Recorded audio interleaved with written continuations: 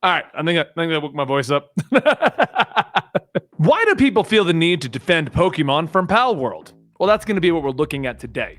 You see, if you've been living under a rock and you don't know what's going on in the world of gaming, this little independent game known as Palworld came out and has effectively smashed every single gaming record out there outside of maybe PUBG's 3.5 million players playing the game. But overall, Palworld is impressive. What it boils down to is a survival-themed game with mons that you can go catch out in the wild and then put into Pal spheres, which you can then throw out to battle other mons and add them to your Pal collection. You then take these Pals back to the survival aspect of the game, the base that you've created, and you basically turn it into an assembly line where they make all of your materials for you and you put them into forced slave labor. You can also cut them up into little pieces, turn them into sandwiches, force them to breed to make better mons, or just throw them into a blender and put them all together into one big mon. It's the latest craze that everyone isn't enjoying. But due to the fact that it has mons that you catch in spheres and then you bring into battles where you fight other trainers, it's automatically being associated with the Pokemon franchise, which is what the internet is freaking out about.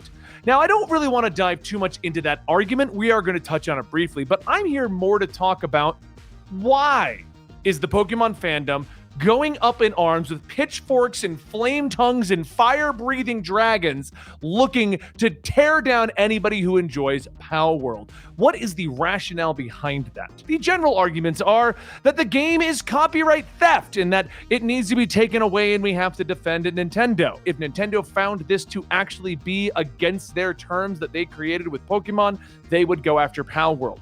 Nintendo is known for taking down fan-made games. They are known for taking down anything that takes their likeness. They are known for suing everyone into oblivion, and they haven't touched Palworld, at least at this time. So in this humble YouTuber's opinion, I don't think anything's going to happen to Palworld. The second big controversy is that they're using AI-generated art to create this game, that it was made entirely off of AI art, which was taking Pokemon and turning it into copyright-free versions of Pokemon. This is a claim that I've seen going across the internet, but contrary to popular belief, no one has presented evidence that this is in fact the case. So while that may eventually come out, as of right now, there is no evidence that AI was used.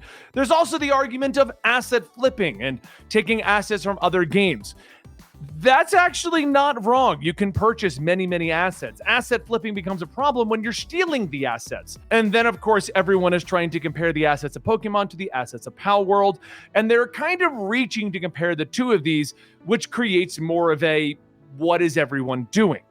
That's the point of what I wanted to say in this video, because everything that has now come up and every other YouTuber has covered is basically stated that Palworld has inherently actually done nothing wrong. But that doesn't stop the Pokemon fandom from bastardizing the community of Palworld fans. Now, as someone who is a Pokemon fan, I'm also a crazy fan of Palworld.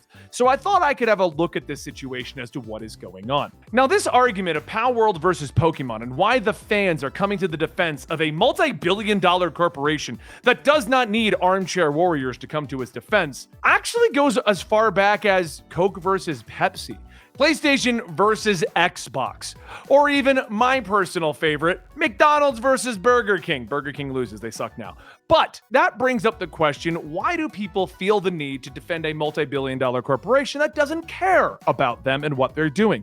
I started doing a lot of research as to why do fandoms get visceral? Why do they get defensive? And part of it is tribalism, but that's the easy answer, isn't it? What is tribalism? What is the fandoms? Well, fandoms, as they've been grown to be called, are a group of people who all admire or support a particular entity in pop culture.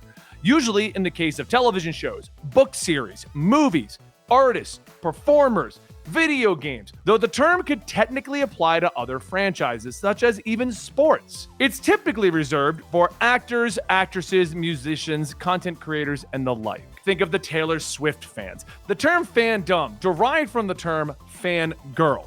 because the earliest iterations of fandoms were just teenage girls running around being super hyped about these boy bands and stuff like that. Now, this leads to tribalism, because you end up joining a fandom. When you hear the term tribalism, you think that we're going back to the early days, the Stone Age, making a stone axe and becoming a tribe that we're going to run off and we're going to go plunder the next door neighbor, which I'm not against doing because my neighbor's got a badass pool and I want to own it. But in more modern eras, we're looking at fandoms. And the reason why tribalism and fandoms link up is because of our sense of belonging. Research has shown that a weak sense of belonging is correlated with depression. Finding a greater sense of purpose and developing the belief that you are deeply cared for by others creates a willingness to endure life's challenges. Feeling as though you're a part of a tribe is not always easy, but finding groups of people with whom you share a common interest is a starting point. So it's not surprising that so many people are drawn to fandoms for that reason alone. It creates a common ground in an otherwise divisive and disconnected world. And there's a lot of truth to this. A lot of people like to look at the millennial generation and they argue that we're all a bunch of idiots that have created our identities to be about Pokemon and Harry Potter. But there's kind of a reason behind that. When we were kids, as the current generation is doing, when you wanted to make friends, you needed to find common ground. You couldn't just walk up to some random person and be like, we're friends now, and then go hang out. Typically, you would have to find something to talk about. When I was a child, and the reason why there's a Pokemon tattoo on my leg at this point, is because Pokemon was one of those common grounds. It was the huge thing that everyone loved to talk about and play over at school. So if you were into the Pokemon fandom at the time, you created a lot of good memories with friends that you created around that thing. That leads to Pokemon being the core of your friendship. Have you ever made a friend doing something like snowboarding or bicycling or, going to the gym, but you have nothing else in common with them, but you still consider them to be one of your best friends? That's because that one thing is strong enough that you two can feel connected. Now, if you take something a little bit further than that, let's say you are dealing with a weak sense of belonging and you're dealing with depression, you begin to look for more people that you can correlate with and you can relate to so that you can have a better sense of belonging. If you look at modern day video games such as World of Warcraft or Final Fantasy XIV or DC Universe Online, there's like 5 people still playing that.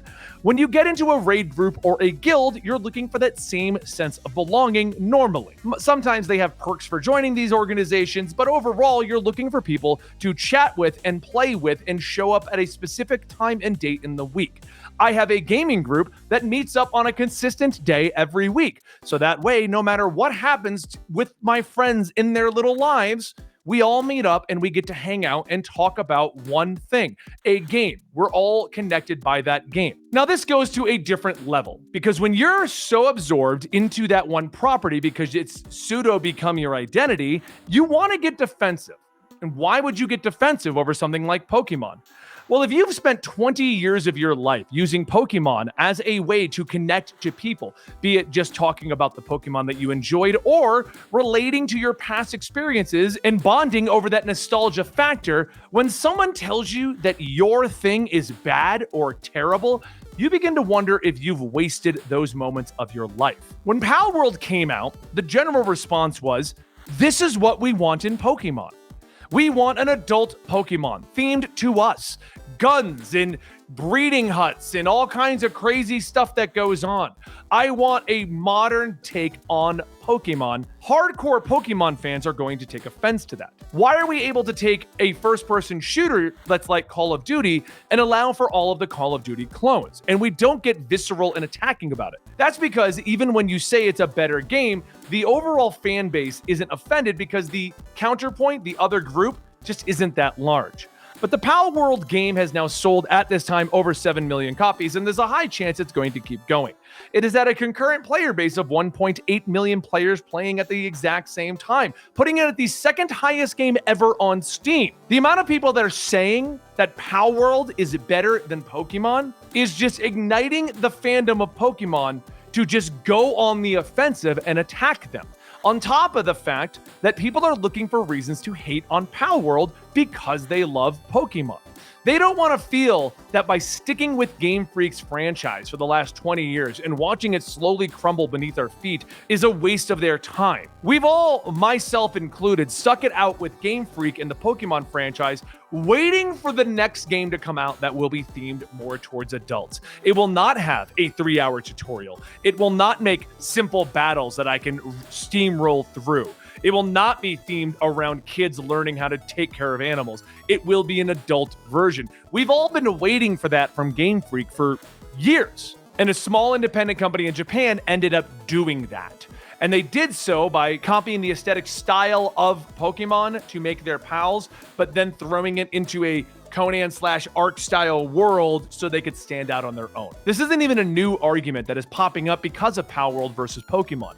When Genshin dropped, it was dubbed the Breath of the Wild clone. I myself have dealt with this on multiple occasions because a lot of times when you fall into this tribalistic nature to defend things, you don't even think about doing it. I play a lot of app games, and if someone comes into my chat and starts to bash app games, I get on the defensive because the billion-dollar app company needs me to defend it from the guy that's probably not going to play it. I had a very similar thing when I was younger. I played an MMO known as Final Fantasy XI, and Final Fantasy XI lost the MMO war against World of Warcraft. For the 10 years I played 11, we constantly defended it as the better game than World of Warcraft. But the fact of the matter is, World of Warcraft crushed it, and people don't even remember that Final Fantasy XI existed. But at the end of my 10-year stint with Final Fantasy XI, I sat down and I said, did I just waste 10 years of my life? In order to avoid spending money, I would get on the game every single night. Me and my wife. I met my wife in the game, and we would get on the game and play the game and have a lot of friends. And you know what I don't look at it as? I don't look at it as I wasted my 10 years of my life because I met my wife, I saved a lot of money, and I met a lot of friends that I still have today.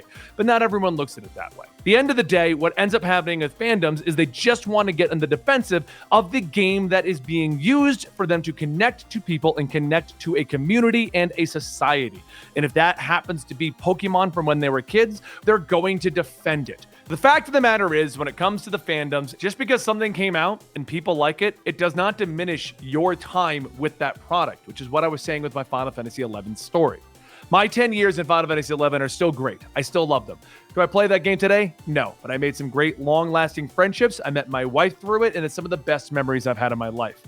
Look at your game or your fandom or your society or your tribe as the memories you're making. Not that you need to defend everything. You can like Pokemon and enjoy Palworld. There's nothing wrong with that. And if you think a billion-dollar corporation like Nintendo needs you to find how they can sue Palworld, I don't think you understand how many lawyers Nintendo has. I hope you guys enjoyed today's Benny's Got a Problem With, and I'll see you next time right here. Like and subscribe and do the YouTube stuff. The YouTube jazz.